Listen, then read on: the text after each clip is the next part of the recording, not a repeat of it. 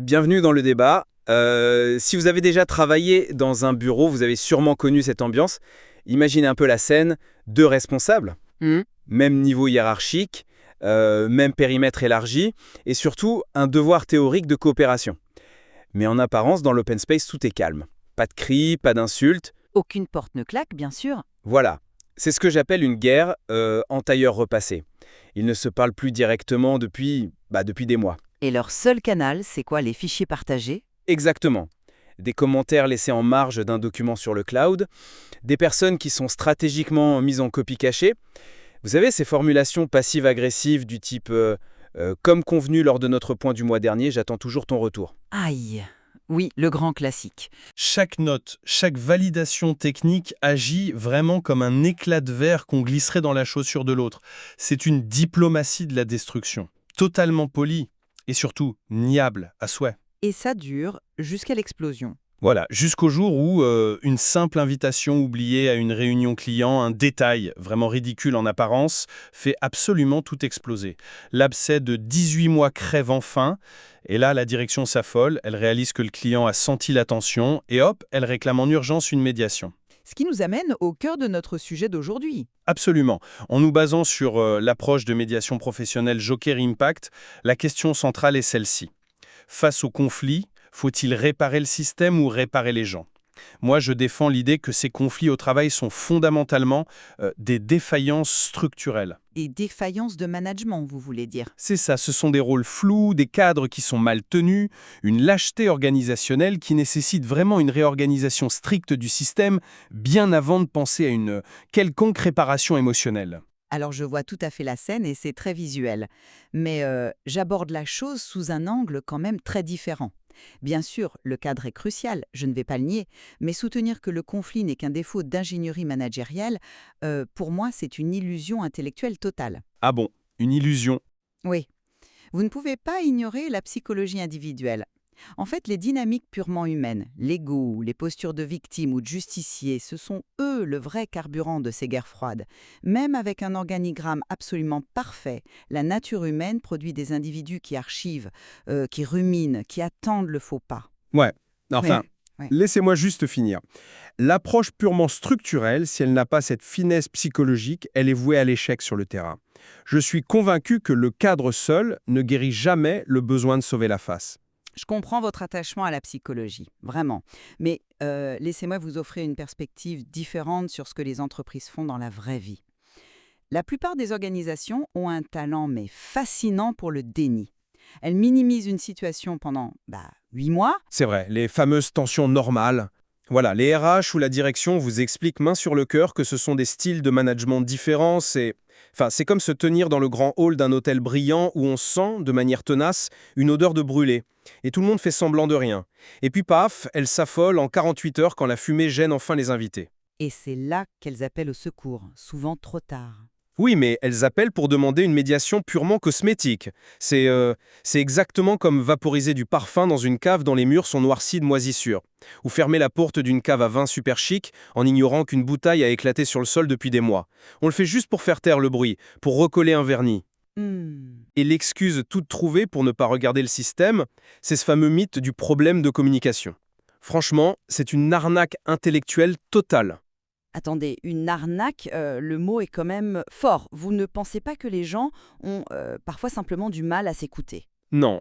Je pense que ce qu'on appelle un problème de communication, c'est dans 90% des cas, un problème d'arbitrage. C'est un manque flagrant de courage managérial ou un cadre défaillant qui permet à une impunité de prospérer. Dire « ils ont un problème de communication », c'est juste jeter un drap blanc sur une scène de crime structurel pour cacher qu'il n'a pas tranché. Alors, l'image est belle, je vous accorde. Mais avez-vous considéré la vitesse à laquelle les individus s'approprient ces failles structurelles pour en faire des territoires personnels? Vous parlez de la cave moisie, mais vous oubliez qui habite dans cette cave. Dès qu'il y a un flou, dès qu'il y a un vide dans le cadre, les individus transforment très rapidement cet espace en biographie. Que voulez-vous dire par en biographie? Eh bien, je veux dire que le désaccord initial, qui était peut-être effectivement un problème de processus, comme vous dites, devient très vite une question d'identité. Un tel se construit un récit total où il devient le chevalier blanc face à un monstre, il rassemble son petit réseau d'alliés à la machine à café. Ah oui, les alliances de couloir. C'est ça. Il s'installe un petit tribunal intérieur qui le blanchit en permanence et le résultat, le bureau entier se transforme en salle d'archives de survie. Chacun garde ses captures d'écran, ses mails transférés sur des boîtes perso, ses auras d'attache. Donc quand le médiateur arrive, on n'est plus du tout face à un problème d'organigramme. Mais on est face à quoi alors, si c'est pas de l'organisation? On est face à des gens qui travaillent, non plus pour produire ou faire avancer la boîte, mais uniquement pour ne pas perdre la face. Le besoin viscéral de sauver son ego a pris le dessus. Et traiter ce conflit sans prendre en charge cette dimension psychologique, sans comprendre ce besoin d'exister à travers le drame, c'est ignorer la matière même dans le conflit est fait. Bon, c'est un point intéressant, et je vous accorde que l'ego joue un rôle de chambre d'écho. Mais parlons justement de cette matière dont le conflit est fait. Prenons un exemple classique de la complaisance du système. La fameuse star toxique. Oh, le profil redouté par absolument tous les RH. Absolument. Cette personne brillante, hyper rapide, qui fait gagner des contrats colossaux ou qui maîtrise une technologie clé, mais qui détruit méthodiquement ses collègues et les managers intermédiaires. Ouais, on en a tous croisé une. Et la direction protège cette personne parce qu'elle, je cite, délivre. On explique avec indulgence qu'elle a du caractère. Et pendant ce temps-là, les arrêts maladie s'enchaînent, les départs silencieux se multiplient, les réunions d'équipe deviennent des blocs opératoires stériles. Un bloc opératoire stérile. Ouais, c'est-à-dire... C'est-à-dire que tout le monde parle très calmement, de manière hyper clinique, autour d'une infection que personne n'ose nommer. Et soudain, la direction réclame une médiation pour, je cite encore, remettre de l'huile dans les rouages. Mais en réalité, on demande aux gens qui sont irradiés d'apprendre à vivre avec la centrale nucléaire de la boîte. Je vois l'idée. Si je suis votre logique d'empathie psychologique, on va s'asseoir et écouter la souffrance de chacun. Mais la vraie médiation, celle qui est utile, elle doit révéler l'hypocrisie de ce système. L'émotion des victimes ici n'est qu'un symptôme. Le problème, c'est que l'entreprise protège ce qu'elle prétend déplorer. Écoutez, je vous l'accorde. La star toxique qui est protégée par la rentabilité, c'est un cas d'école de lâcheté managériale. Et dans ce cas hyper précis, oui, le cadre doit effectivement s'abattre. Mais ne faisons pas comme si le pouvoir de nuisance était l'exclusivité des profils rentables ou des dysfonctionnements qui viennent d'en haut. Vous pensez à qui d'autre? Laissez-moi vous offrir un contrepoint tout aussi incisif. La victime professionnelle. Ah, la personne qui se plaint absolument de tout. Pire que ça, c'est le profil qui instrumentalise sa propre souffrance. Cette personne, elle transforme chaque recadrage managérial, chaque limite normale qui est posée par l'organisation ou même chaque désaccord légitime en une affaire de dignité offensée. Pour ce type de profil, la moindre contradiction est perçue et surtout vendue aux autres comme une violence inouïe, du harcèlement pur et simple. Et vous dites que le système se laisse paralyser par ça. Mais totalement. Et le résultat est terrifiant sur le terrain. Le collectif finit complètement terrorisé à l'idée de mal faire ou d'être accusé de maltraitance. Plus personne n'ose rien dire, le manager devient super flou dans ses directives juste pour éviter les larmes, les collègues marchent sur des œufs, ce profil terrorise littéralement le collectif, non pas par sa puissance financière, mais par sa fragilité armée. C'est vrai que c'est redoutable. Si vous ne lisez pas cette posture psychologique, si vous vous contentez de redessiner les fiches de poste de manière mécanique, vous allez juste enfermer tout le monde dans une pièce avec encore plus de brouillard. Parce que cette personne utilisera votre tout nouveau cadre pour prouver qu'elle est à nouveau persécutée. Je comprends la complexité du profil. D'accord. Mais alors, posez-vous la question. Cherchez-vous à réparer le système ou simplement à remettre un couvercle propre sur la marmite ? Parce que si vous passez votre temps à décortiquer la psychologie de cette victime professionnelle, à écouter ses ressentis interminables sans lui opposer un cadre implacable, vous participez à ce brouillard. Vous transformez la médiation en un tribunal sentimental. Alors, je ne cherche ni le couvercle de complaisance, ni le tribunal sentimental, soyons clairs. Je dis simplement que pour que votre fameux cadre implacable soit accepté et fonctionne, il faut impérativement comprendre les mécanismes de défense qui sont en jeu. Mais justement, c'est ce que je dis, le conflit se nourrit de cette absence de cadre initial. C'est pour ça que la fausse médiation émotionnelle est un danger absolu. Prenons un autre exemple très concret de ces dégâts. La guerre froide interservices. Vous avez deux départements qui se font la guerre sans jamais élever la voix, Tout se joue à travers des logiciels. Le service A crée des requêtes volontairement incomplètes, le service B les rejette froidement en invoquant les fameux tickets SLA. Les Service Level Agreements, oui. Les accords de niveau de service. Exactement. Et soudainement, ces tickets SLA deviennent des armes, des prétextes bureaucratiques pour ne rien valider. Le premier service ralentit, le second documente. On utilise les règles de priorité comme des barricades. Enfin, c'est comme être dans un wagon silencieux de TGV, en première classe, tout le monde lit son journal tranquillement, mais le frein vient de lâcher. C'est une belle image. Et c'est une partie d'échec purement bureaucratique. Et ça arrive uniquement parce que le système a laissé un vide sensé. Mais attendez, c'est exactement là que je vous attends. Cette bureaucratisation du conflit, ce besoin d'utiliser les tickets pour se venger, c'est précisément la preuve que les gens ont besoin de purger leurs ressentis. S'ils utilisent les process comme des armes, c'est parce qu'il y a une rancœur accumulée. Oui, mais Si vous arrivez avec votre seule ingénierie de processus en disant froidement « voici le nouveau circuit de validation », ça va échouer en une semaine humaine. La rancœur trouvera toujours un chemin à travers la règle si on ne traite pas la charge émotionnelle d'abord. purger la charge émotionnelle, voilà. C'est exactement cette mentalité qui conduit à ce que j'appelle l'opération à cœur ouvert dans un open space. Et franchement, c'est la pire chose à faire. On organise une médiation non préparée avec cette injonction terrifiante de se dire les choses. Ah, le famille, il faut qu'on crève l'abcès. C'est ça. Le résultat, c'est néon. C'est comme poser une nappe blanche impeccablement tirée sur une table déjà fendue en deux. On force une collaboratrice et sa responsable à vider leur sac. La collaboratrice pleure, la responsable se sent accusée de cruauté. On empile les ressentis sans aucun filtre.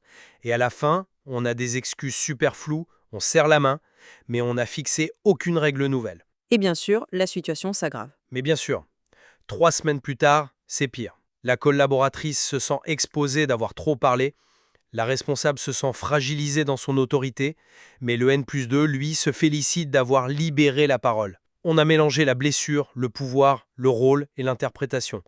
On n'a absolument rien traité, on a juste abîmé des êtres humains un peu plus profondément. Pour moi, c'est de l'amateurisme. Sur les dégâts de la fausse médiation et l'injonction à se dire les choses sans contenant protecteur, là, nous sommes entièrement d'accord. C'est une folie destructrice. Et c'est justement là que l'approche structurée de Joker Impact devient vraiment intéressante, parce qu'elle ne renie pas l'humain, mais elle le canalise. Vous parlez souvent de leur méthode CART, C-A-R-T-E. Oui, la méthode CART, c'est vraiment la colonne vertébrale d'une médiation adulte. C'est une séquence implacable en 5 étapes. La toute première, le C, c'est cadrer sans hystériser. Ce qui rejoint votre obsession du périmètre, j'imagine. C'est pas une obsession, c'est une nécessité vitale. Ok. Cadrer sans hystériser, ça veut dire expliquer d'emblée comment la discussion va se dérouler. Définir ce qu'on traite aujourd'hui et surtout ce qu'on ne traite pas. Refuser que cette salle de réunion devienne un procès pénal ou une zone de thérapie sauvage où chacun dépose sa lourde valise psychique. On pose le cadre. Mais c'est la deuxième étape qui est le véritable pivot. Le A, assainir les faits. Et c'est là que je mets un immense signal d'alarme, personnellement. Séparer les faits, des récits, des interprétations et des blessures, bon, c'est intellectuellement très séduisant, mais avez-vous conscience de l'extrême complexité, voire de l'impossibilité totale de cet exercice sur le terrain humain? Mais pourquoi serait-ce impossible? Un fait est un fait. Un mail envoyé à 22h, c'est un fait. L'intention de nuire qu'on lit derrière ce mail, c'est une interprétation. Parce qu'assainir les faits, quand le conflit ressemble à une décharge chimique recouverte de gazon synthétique, c'est se heurter à la neurologie même des individus. Quand vous êtes en conflit profond, votre vérité tout entière est bâtie sur votre ressenti. Pour ces personnes, l'interprétation est le fait. C'est ce qu'elle croit, oui. Une maladresse de langage dans un ascenseur est perçue, enregistrée et vécue physiologiquement comme une attaque délibérée. Donc le travail du médiateur ici, ce n'est pas juste de trier des documents objectifs sur une table, c'est une véritable opération chirurgicale pour désamorcer ces fantasmes sans que la personne n'ait l'impression que vous invalidez sa souffrance. C'est de la haute couture psychologique, pas juste du tri. Je dirais que c'est de la rigueur, avant tout. Et c'est précisément parce que l'interprétation a pris toute la place que cette étape assainir les faits doit être menée sans aucune complaisance. Ce n'est pas un exercice de validation des ressentis pour rassurer les gens, c'est une reconquête acharnée de l'objectivité, quoi. Que s'est-il passé matériellement? Qu'est-ce qui a été dit mot pour mot? Qu'est-ce qui a été déduit, imaginé ou projeté? Si on n'a pas cette rigueur clinique, on laisse chacun défendre un film complètement différent dans sa tête. Bon, je concède que ramener au réel est nécessaire pour, disons, casser la paranoïa ambiante. Absolument. Et une fois que les faits sont nettoyés, on passe au R&OT, replacer les rôles et responsabilités, puis traiter le vrai nœud. Parce que, comme je le disais au début, le conflit est toujours une histoire de vide. Quand l'organigramme laisse une zone d'ombre sur qui décide quoi, les gens remplissent ce vide avec du contrôle territorial ou du ressentiment. En identifiant le vrai nœud, est-ce un process absurde? Est-ce un manager qui a peur de trancher? On évite la médiation purement décorative. On arrête de parler de la couleur des murs pour enfin regarder les fondations, oui. Voilà. Ce qui nous amène à la dernière étape qui est vitale, le E, engager une suite viable. Sortir de la salle avec des décisions claires, des règles du jeu explicites et surtout des conséquences si ces règles sont violées. Le but de la méthode Joker Impact, et il faut vraiment l'entendre, ce n'est pas l'amour. Non, on n'est pas chez les bisounours. Voilà, ce n'est pas la grande réconciliation digne d'un film Netflix où tout le monde s'embrasse à la fin en pleurant. Le but, c'est de rendre la situation traitable. Une suite tenable, en somme. Exactement. Et ça me rappelle d'ailleurs une réflexion de Sophia, l'une des consultantes expertes en stratégie chez Joker Impact. Elle a cette phrase très juste, très lucide sur l'impact de ce travail. Elle dit, comme dit Sophia, la consultante en stratégie des entreprises de la structure Joker Impact, certaines cartes changent une partie, d'autres changent un destin. C'est très vrai. Et je trouve ça brillant. Cette exigence d'une suite viable, elle évite des départs absurdes, elle empêche l'implosion d'une équipe entière ou le pourrissement super lent d'un service, elle sauve littéralement des trajectoires professionnelles simplement en remettant chacun à sa juste place. Quitte à ce que cette place, parfois, ce soit ailleurs. Je dois dire que cette citation illustre parfaitement l'ambition d'une intervention qui refuse la superficialité. Et je vous rejoins complètement sur le refus absolu de la réconciliation artificielle. Distribuer des bons points émotionnels juste pour faire plaisir, ça ne sert strictement à rien si le système en arrière-plan continue de récompenser l'agression ou continue de tolérer l'injustice d'une charge de travail mal répartie. Bon, nous sommes donc d'accord sur la finalité finalement. Sur la finalité, oui. Mais si l'on veut vraiment que la partie ou le destin change durablement, je maintiens quand même mon point de vue. L'analyse fine des postures reste la clé maîtresse. La méthode CART, elle est puissante justement parce qu'au-delà des process, elle force à identifier qui joue quel jeu, qui a laissé faire en fermant les yeux, qui a contourné la règle par habitude, qui a surréagi pour exister. Comprendre ces mécanismes psychologiques, être capable de distinguer la mauvaise foi pure de la simple frustration d'un adulte empêché de bien faire son travail, c'est ce supplément d'âme qui donne vie à votre structure. C'est ce qui permet d'engager cette fameuse suite viable sans que les nouvelles règles soient immédiatement sabotées en secret par un ego blessé. En somme, on pourrait dire qu'une médiation utile, c'est avant tout un cadre adulte. C'est l'art de rendre le conflit traitable et l'organisation moins inflammable. On arrête le théâtre inutile, on recadre les responsabilités pour retrouver une vérité praticable. Et ce, sans aucune complaisance pour les postures de chacun. Et de mon côté, je concède volontiers que cette méthode structurelle est le socle indispensable. Le courage de nommer les dysfonctionnements du système, d'établir de nouvelles règles de passage claires, c'est fondamental. Mais je resterai ferme sur ce point. La finesse psychologique, l'empathie tactique et la compréhension des postures humaines demeurent les serrures par lesquelles ces nouvelles règles peuvent être acceptées. Les organisations sont des réseaux d'humains complexes, et cette complexité, elle exige cette double lecture permanente. C'est une réalité complexe, en effet. Il n'y a pas de paix magique en entreprise. Il n'y a que la recherche constante, et parfois un peu rude, de cette vérité praticable. D'une paix juste et non d'un faux calme. Ce qui demande beaucoup de courage, finalement. Beaucoup de courage, oui. Et pour conclure, c'est vers vous, qui nous écoutez aujourd'hui, que nous voulons tourner ce miroir, avec une série de questions très directes, pas de faux semblants. Dans votre propre organisation, soyez lucide. Chez vous, la médiation sert à traiter en profondeur ou simplement à maquiller les murs moisis? Voulez-vous vraiment apaiser la situation ou espérez-vous seulement que cela cesse de se voir à l'extérieur? Prenez le temps d'observer vos équipes. Qui souffre réellement? Qui évite le conflit? Qui protège quoi? Et surtout, qui profite de quoi dans ce flou? Et par rapport à tout ce qu'on vient de dire, par rapport à ce cadre adulte dont nous avons débattu aujourd'hui, où vous vous situez? La question reste ouverte. Merci de nous avoir suivis et à très bientôt.